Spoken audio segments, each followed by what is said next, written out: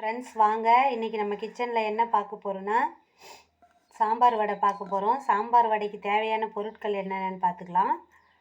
உளுந்து 1 கப்பு ஊற வச்சுருக்கேன்.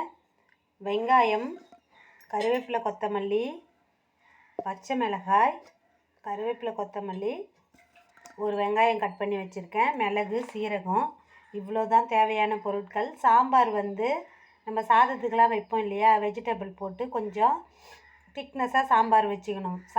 இந்த வடை சுட்டு அதில் போடுறதுக்காக சாம்பார் மட்டும் கொஞ்சம் திக்னஸாக வச்சுக்கணும். இப்போது இது மாவு எண்ணெய் இழுக்காமல் நம்ம அரைக்கிறது எப்படின்னு முதல்ல பார்த்துக்கோங்க. நிறைய பேர் சொல்லுவீங்க, மிக்ஸி ஜாரில் அரைச்சா கல் மாதிரி வருது வடை அப்படின்னு. அதுக்காக நான் டிப்ஸ் சொல்கிறேன், கேட்டுக்கோங்க. இது பருப்பு நம்ம ஊற வச்சுட்டோம். இந்த மாதிரி ஜூஸர் அடிக்கிற ஜார் எடுத்துக்கோங்க, பெரிய ஜாரு. அதில் இந்த உளுந்தை நம்ம போட்டுடலாம். போட்டுட்டு இதுலேயே இந்த மிளகு சீரகத்தையும் போட்டுடுறோம். கூடமே கொஞ்சமாக உப்பு சேர்த்துக்கலாம். கொஞ்சமாக தேவைக்கு ஏற்ப தான் நம்ம எப்பொழுதுமே உப்பு சேர்க்கணும். இப்போ ஜூஸரில் போட்டு நம்ம நல்லா பிளெண்ட் பண்ணிக்கலாம். ஜூஸரில் போடும்போது தண்ணி விடக்கூடாது. ஃபஸ்ட்டு சும்மா தான் பிளெண்ட் பண்ணணும். அதுக்கப்புறம் கொஞ்சமாக தண்ணி விட்டு பிளெண்ட் பண்ண போகிறேன். இவ்வளோதான். அதுக்கப்புறம் எப்படி நம்ம சாஃப்டாக சுடுறன்றதை பாருங்கள். நீங்கள் கொஞ்சம் ஒரு ஓட்டு ஓட்டுனதுக்கப்புறம் கொஞ்சமாக தண்ணி விட்டு மறுபடியும் நான் உளுந்தை அரைக்க போகிறேன். இப்போ பாருங்கள், கொஞ்சமாக தான் நம்ம குறைன்னு அரைச்சிருக்கு. இது ஜூஸருன்றதுனால நல்லாவே மசிய அரைக்கலாம் நம்ம. இது கூடவே இப்போது தயிர் இது சாம்பார் வடைன்றதுனால இந்த பச்சை மிளகா, ஆனியன் எல்லாத்தையுமே இதில் போட்டு நம்ம ஒரு ஓட்டு ஓட்டிட்டோம்னா வடை சாஃப்டாக நல்லா புசு புசுன்னு வரும். அதுக்காக இந்த உளுந்தோடு சேர்த்து நான் இதை அரைக்க போகிறேன். இப்போ பாருங்கள், ஒன்று பாதியமாக ஆனியனும் போட்டு பிளெண்ட் பண்ணியாச்சு. ஏன்னா சின்ன பிள்ளைங்கள்லாம் வெங்காயம், பச்சை மிளகாலாம் தூக்கி போட்டுருவாங்க, கருவேப்பிலை எல்லாமே தூக்கி போட்டுருவாங்க. அதுக்காக இந்த மாதிரி நம்ம அரைச்சிட்டு இப்போது எண்ணெயில் போட்டு நம்ம எடுத்துடலாம். இவ்வளோதான். சாம்பார் கொஞ்சம் திக்காகவே நான் வச்சுருக்கேன். நீங்களும் சாம்பார் வடைனா சாம்பார் வச்சுக்கோங்க, தயிர் வடைனா தயிர் எடுத்து கட்டியாக வச்சுக்கோங்க. இவ்வளோதான். இப்போ எண்ணெயில் போட்டு நம்ம பொரித்து எடுக்கலாம். இப்போ ஸ்டவ் ஆன் பண்ணி எண்ணெய் வச்சுருக்கேன். கொஞ்சம் ஹை ஃப்ளேம் வைக்கல, இது கொஞ்சமாக தான்றதுனால நம்ம சிம்மில் வச்சு கொஞ்சம் எண்ணெய் நல்லா காய வச்சிடணும். எப்பொழுதுமே உளுந்தில் நிறைய கார்போஹைட்ரேட் இருக்குது. கார்போஹைட்ரேட் நிறைஞ்ச இந்த சாம்பார் வடையோ இல்லை தயிர் வடையோ நம்ம விருப்பத்துக்கு ஏற்ற மாதிரி பண்ணி கொடுக்கலாம். ஈவினிங் ஸ்நாக்ஸாக இதை நம்ம குழந்தைங்களுக்கெல்லாம் பண்ணி கொடுத்தோம்னா அவ்வளோ ஹெல்த்தியும் இருக்குது. இதில் நான் ஏன் அரைச்சேன்னா, நல்லா மிக்சியில் நம்ம நிறைய பேர் இப்போ கிரைண்டர் யூஸ் பண்ணுறதில்ல வடைக்கு. மிக்சியில் அரைச்சோம்னா நல்லா சாஃப்டாக வரும். அதுக்காக தான் இந்த வெங்காயம், பச்சை மிளகாவையும் நான் போட்டு ஒன்றா அரைச்சிட்டேன்.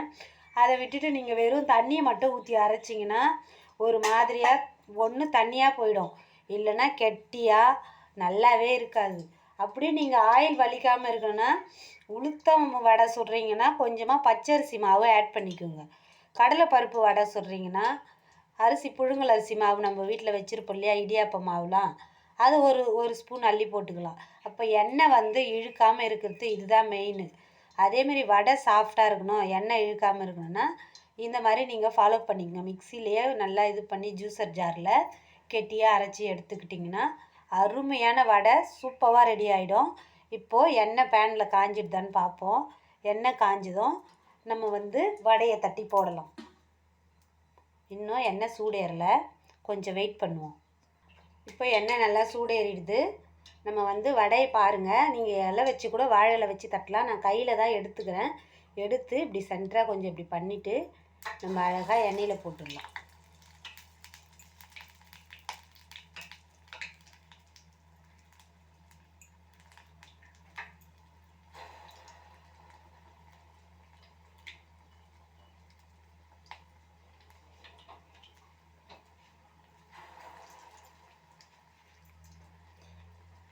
நம்ம தயிர் வடை இப்படி தான் பண்ணணும், இல்லை சாம்பார் வடையும் இப்படி தான் பண்ணணும். இன்றைக்கி நான் பண்ணுறது சாம்பார் வடை தான். ஆனால் தயிர் வடைக்கும் இதே மாதிரி போட்டு தயிர் கொஞ்சம் கெட்டியாக தாளித்து அதில் நம்ம போட்டுக்கணும். இவ்வளோ தான். இப்போது எண்ணெய் போட்டாச்சு, திருப்பி விடலாம். கொஞ்சம் எண்ணெய் இது புது எண்ணெய்ன்றதுனால நுரையா இருக்குது. காய்ச்சின எண்ணெயானா இந்த அளவுக்கு நுரை வராது. இப்போது திருப்பி விட்டுக்கலாம்.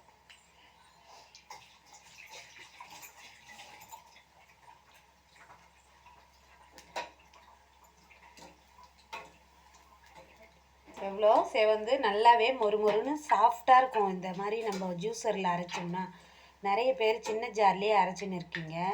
அதுக்காக தான் நான் இவ்வளோ தூரம் சொல்கிறேன்.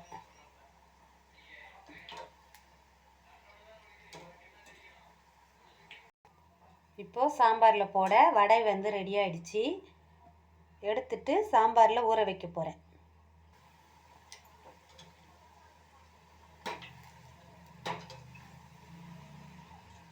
வடை எவ்வளோ கோல்டன் பொன்னிறமாக வெந்திருக்கு பாருங்கள்.